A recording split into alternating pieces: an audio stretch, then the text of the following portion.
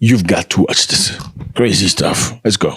Distinguished Malian women, esteemed Malian men, my very dear compatriots, and honored guests of Mali, by the grace of Allah, we are crossing the threshold into the new year 2026.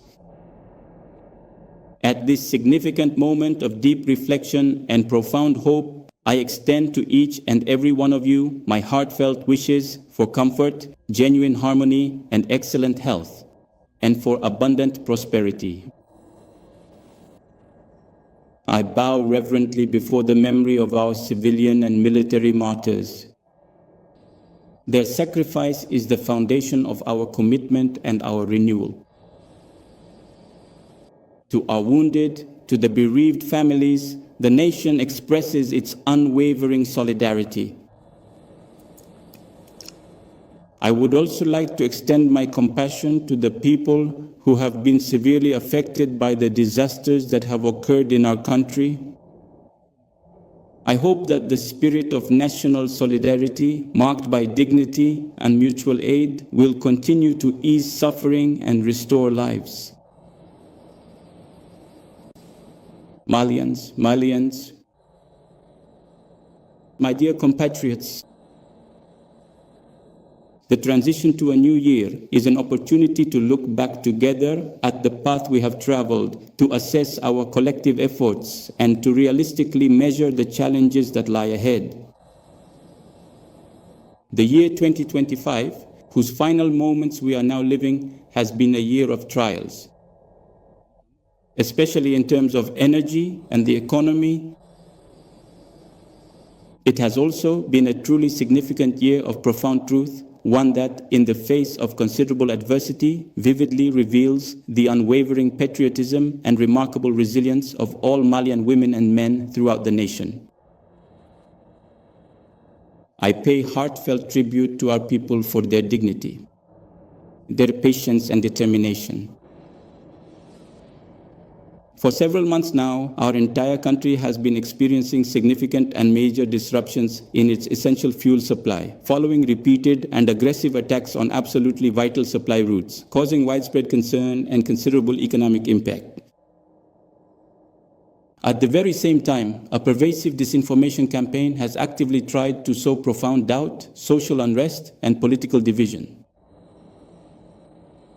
It has only strengthened our collective awareness and reinforced our spirit of resistance. In these solemn moments, I salute the bravery of our business operators, our drivers, and their apprentices, who, at the risk of their lives, have ensured the supply. I congratulate our armed and security forces, as well as the government, for coordinating the national response that has prevented major fuel shortages. Behind every challenge lies an opportunity.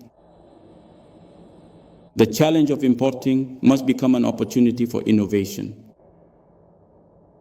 For a nation standing tall like ours, adversity is not an obstacle, it is a lever. Malian men, Malian women, my dear compatriots, in the face of pressure, attempts at isolation, and maneuvers of influence, Mali has made a choice, the choice of assumed sovereignty. Where some expected resignation, we responded with determination. The time for improvisation is over. Mali has made the irreversible choice to break away from flying blind. It is with this in mind that I have provided our nation with a strategic shield. The forward-looking vision, Malikuran Jatasira, KBSA Mbaflani, Biorani, Sabama, is backed by an implementation strategy for 2025 through 2033. Rooted in the scenario of renewal, this vision is our pact of honor with future generations. By 2063, our ambition is to make Mali a sovereign, united, just, and secure nation, and prosperous. We are approaching the year 2026 with a guiding principle: to uphold sovereignty and build shared prosperity. Malian men and women, my dear compatriots, lasting peace remains the primary condition for any progress. This is the meaning behind the heroic struggle, waged every day by our armed and security forces against terrorism and organized crime. I salute their bravery, their discipline, and their professionalism. The nation will never forget them. Fighting an asymmetric war is a formidable challenge. But in the face of the threat, we chose to redeploy our defense apparatus. Significant progress has been made. Areas have been secured, freedom of movement has improved, and the authority of the state continues to be restored. This momentum extends beyond our national borders. Together with our brothers from Burkina Faso and Niger, we have taken a decisive step with the operationalization of the unified AIS force and the establishment of a coordinated operational framework. In the face of a truly common and formidable enemy, our unwavering solidarity has been effectively translated into decisive action to protect our cherished people and diligently defend our shared vital space. We also know that true peace cannot be imposed, it must be built. It requires truth, dialogue, and trust among Malians. The adoption of the Charter for Peace and National Reconciliation marks a decisive step, that of an endogenous peace process driven by our collective will. In this particular and evolving context, a significant new phase of the comprehensive 2DRI program has been officially launched, commencing with a special and extensive recruitment drive and the subsequent reception of many thousands of former combatants, notably in the key regions of Menaka, Kidal, Mopti, Ségou, Gao, and very soon, with great anticipation, in the historic city of Timbuktu. The establishment of the Observatory for Peace will sustainably strengthen this momentum. By learning from successful previous peace processes, it is evident that Malian solutions are truly the most viable for the future of Mali. Malian people, women and men from this nation, my dear compatriots, if military sovereignty guarantees the integrity of the territory, cultural sovereignty protects the soul of the nation. This is why we have initiated a movement for cultural renaissance and education in values in order to sustainably strengthen living together and to shape Mali into a nation of citizens who are patriotic, responsible, and builders. The official recognition of our national languages and the promotion of our traditional authorities are not mere folklore. They represent a return to our essence. This renaissance strengthens social cohesion, reinforces peace, and makes our culture a lever for unity. And endogenous development, my fellow Malian women, my fellow Malian men, my very dear compatriots, justice and virtuous governance will remain at the heart of our national project. The ongoing fight against economic and financial delinquency, pervasive corruption, and widespread impunity is not merely optional. It is, in fact, an essential duty. The National Economic and Financial Division and the National Agency for the Management of Seized or Confiscated Assets contribute to upholding the rule of law. No one is above the law, and money wrongfully taken from the nation must be returned to the nation without exception. Malian women, Malian men, my dear fellow compatriots, I address you all. During the National Refoundation Conference, the Malian people expressed their profound and deep concern about the numerous excesses and significant dysfunctions prevalent in the political landscape, which regrettably could foster poor governance and lead to further instability. We remain true to our commitment to implement the recommendations from the conference in a spirit of consultation. And in the spirit of inclusiveness, I have decided to organize consultations with the vital forces of the nation in April 2025. This is to clarify the modalities for implementing certain recommendations and their application within the framework of revising the Charter of Political Parties.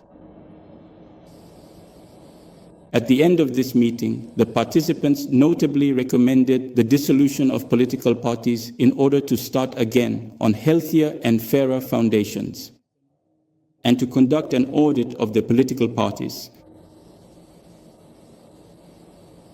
The year 2026 will open the way for the necessary consultations around the draft laws determining the conditions for formation, and for the exercise of the activities of political parties as provided for in Article 39 of the Constitution.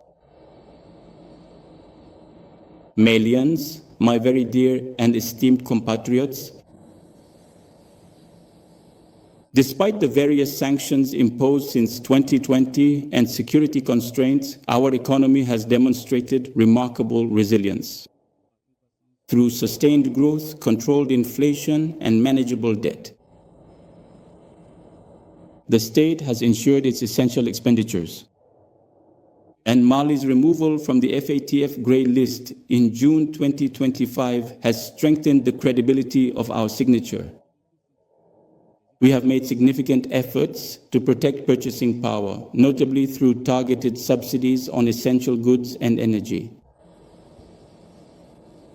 We will continue this momentum with discipline, efficiency, and transparency. Through programs dedicated to entrepreneurship and employment, tens of thousands of jobs have been created, restoring hope and prospects for our youth. At the same time, the modernization of the financial administration is ongoing, notably through the digitalization of public revenues in order to strengthen the efficiency of the state and transparency for the benefit of citizens. In the mining sector, the opening of new capacities, the strict enforcement of our regulations, as well as the renegotiation of certain contracts have already produced significant benefits for the state. In the year 2026, we will steadfastly continue on this established path with comprehensive measures for carefully structuring and significantly adding value so that our national wealth genuinely serves crucial public investment, robust employment opportunities, and profound local transformation even more effectively and broadly. A truth must be acknowledged. Mali's wealth will belong to Malians and benefit the Malian people first and foremost. Malian people, my dear compatriots, the energy crisis has been challenging. This ordeal compels us to undergo a profound transformation. It requires us to build energy sovereignty through diversification of energy sources, development of national capacities, and strategic investments, and through the lasting improvement of governance in the sector. It also fundamentally requires us to establish a highly productive system by thoroughly processing our valuable raw materials locally, thereby creating more significant value, generating more jobs, increasing more income, and effectively turning our current challenges into a remarkable opportunity for comprehensive industrialization. Malian woman, Malian man, my dear compatriots,